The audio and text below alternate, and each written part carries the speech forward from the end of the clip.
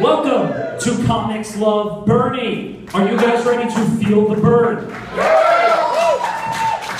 Alright, so I know no matter what happens tonight, I got an applause, so that fucking puts my self-esteem up. Hi, I'm your host, Anthony Mustachio, and I'm really fucking excited to be here. This is, as you know, a comedy fundraiser for Bernie Sanders' campaign. Bernie would have loved to have been here himself, but as you know, it is 7 o'clock, so it's already a little bit past his bedtime. Don't hold his age against him, he's awesome. We have a great show, we got great comics coming up. For example, let me ask you a question. Who here likes Jon Stewart? Alright, he's not here. But, even better, the man that taught Jon Stewart stand-up comedy in the late 80s, Scott Blakeman, comedy professor extraordinaire, will be headlining.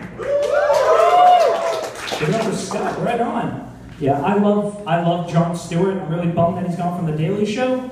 I'm excited for Trevor. I'm excited to see what Trevor has, but I'm really gonna miss John. And I love Late Show with Steve Colbert, but I gotta be honest, I do miss the Colbert Report. You think, with all these fake news shows going away, you think Fox would finally take a hint.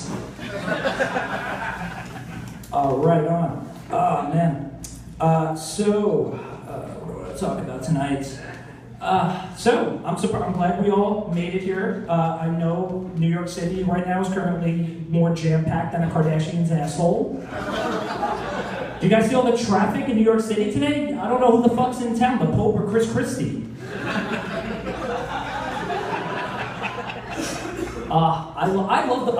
I'll be honest with you folks, I'm an atheist, but I do love the Pope. I think he's awesome. I think he's standing for the right things and fighting for the right things. In fact, yesterday he was in Washington, D.C., and instead of having lunch with John Boehner, Mitch McConnell, and all the stuffy-up people in Congress, he went and had lunch with homeless people, which I think is really fucking respectful. But, I mean, he kind of wasted money because he just went right to Detroit, saved himself the trip. All right, too left, I love it. But the other guy, Chris Christie, holy shit. I can't believe his fat ass is waddling for president.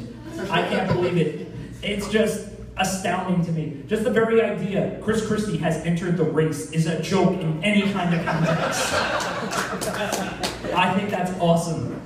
And what's fantastic is that he actually hasn't picked his VP, who his running mate would be, should he somehow win the nomination. But let's be honest, it's Chris Christie, Jersey Boys, probably pick Bruce Springsteen, which I think is perfect, because when I think Chris Christie, I think Born to Run, as I'm sure everyone does. But no, he hasn't picked it yet, but I guess he'll close that bridge when he comes to it.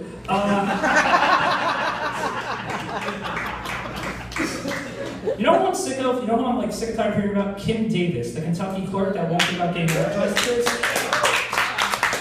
You're applauding because you're on my side, right? Not her side? Alright, just making sure. Yeah, fuck her, she sucks.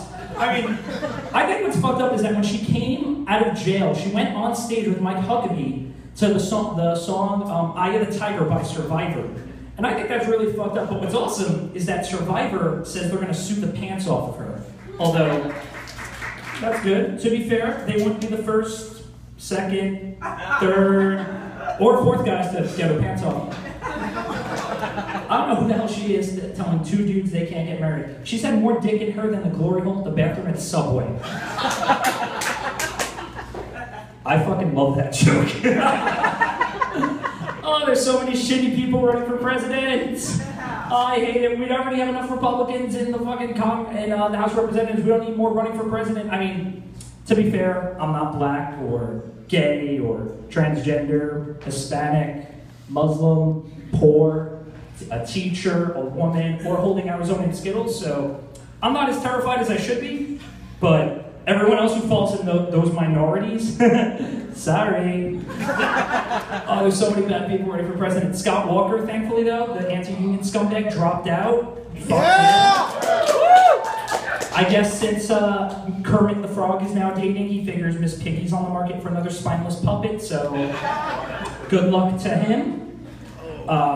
I'm just sincerely hoping it doesn't turn into Jeb versus Hillary. And I'm really scared about that happening, because either way, I do not want a Bush in the White House, as I'm sure you all agree. Yeah. Oh, God. I almost feel bad for Hillary. She has all these Democrats joining the race. She thought she was going to be doing it solo. She's got all these Democrats jumping on her. She hasn't had this many guys on her back since her and Bill's honeymoon at Kim Davis's house. Woo! And I heard a rumor that John McCain might be considering running for president in 2016, while Sarah Palin's considering running in 2017. So do with that what you will. So I write comedy for a radio show because I think it's the 40s. And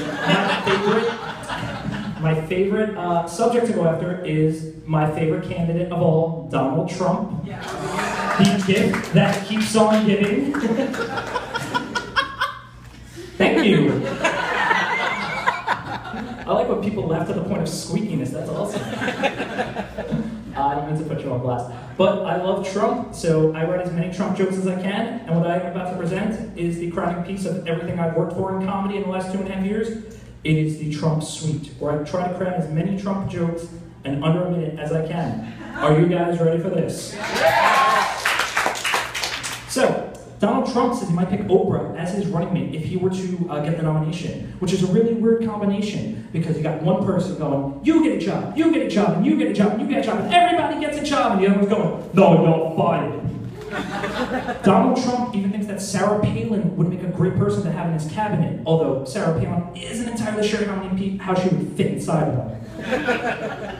A Mexican artist made a butt plug in the shape and form of Donald Trump after all the inflammatory remarks Donald Trump made. And I think that's awesome. I just want Donald Trump to take one and do what is necessarily right with it and put it right where it belongs, in his mouth.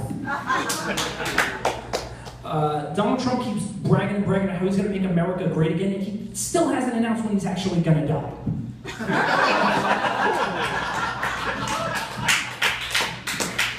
No, it's the third week of September, and not a single person has called Donald Trump out. 3 weeks since Labor Day, no one's called him out for wearing the personality of an asshole yet. It's really weird. At a recent campaign stop, Donald Trump gave out Lindsey Graham's phone number and called him a loser and a hater. And Lindsey Graham is looking to respond to this by sticking Trump's head in a toilet and hanging from a flagpole by his underwear. Children. Anyone see the debate? Yeah, that was ridiculous. Watching Trump and Bush go back and forth on TV together is like watching Goofus and Gallant and highlights for assholes. Donald Trump actually took out a Bible at his latest campaign stop and read his favorite Bible verse, even though the verse was not actually in the Bible. Talk about holy shit. But in all seriousness, I think Trump would make a great president because he has such great, profound experience in just consistent bankruptcy. And that is the Trump Suite. We have a great show for you guys tonight. We have a lot of great comments coming up, but I just want to point out that no matter what your political affiliation is, everyone is in agreement. The fact that we're all here on a Thursday night shows that we're tired of the government working for the 1%, for the big corporate interests. And then no matter how old you are, whether you're young, old, you're left or right, you're Democrat or wrong, everyone is in agreement. Everyone is ready to feel the burn. Are you guys ready for your first comic? Coming to the stage now, very funny lady. She hosts her own show on WBI Radio, 99.5 FM, every Thursday night at 6. I don't just tell you all that because I write for that show and the head comedy writer. Very funny woman, comedy professor at Brooklyn College. Give it up for Juliana Forlano.